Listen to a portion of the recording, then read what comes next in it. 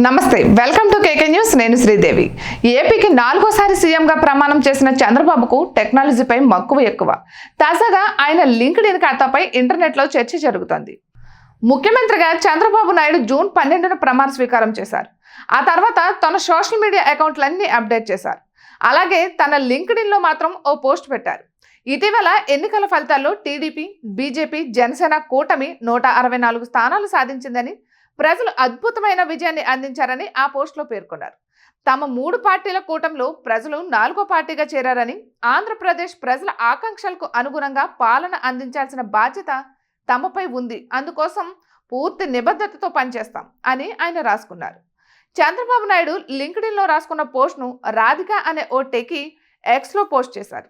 చంద్రబాబు తన profile networking చేస్తున్నట్లు లేదని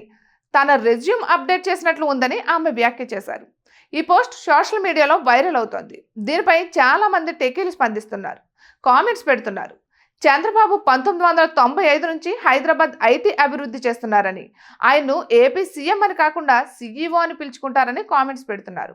ఈ సందర్భంగా చంద్రబాబుకు వచ్చిన అవార్డులు న్యూయార్క్ టైమ్స్ వంటి పత్రికల్లో వచ్చిన కవరేజ్ వంటి అంశాలను ప్రస్తావిస్తున్నారు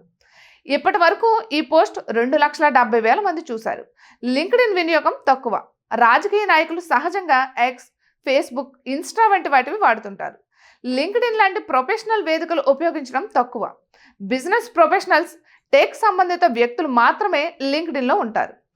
ఉద్యోగార్థులు ఎక్కువగా దీన్ని వాడుతుంటారు చంద్రబాబు నాయుడు సీఎంగా ఉన్న సమయంలో వరల్డ్ ఎకనామిక్ ఫోరం సమావేశాలకు హాజరయ్యేవారు విశాఖ వేదికగా భాగస్వామ్య సదస్సులు నిర్వహించేవారు ఎక్కువ మంది బిజినెస్ ప్రొఫెషనల్స్తో కనెక్ట్ కావడం కోసం ఆయన ఈ లింక్డ్ఇన్ వాడుతున్నారు ఇటువంటి మరెన్నో వీడియోస్ కోసం కేకే న్యూస్ తెలుగు ఛానల్ని సబ్స్క్రైబ్ చేసుకోండి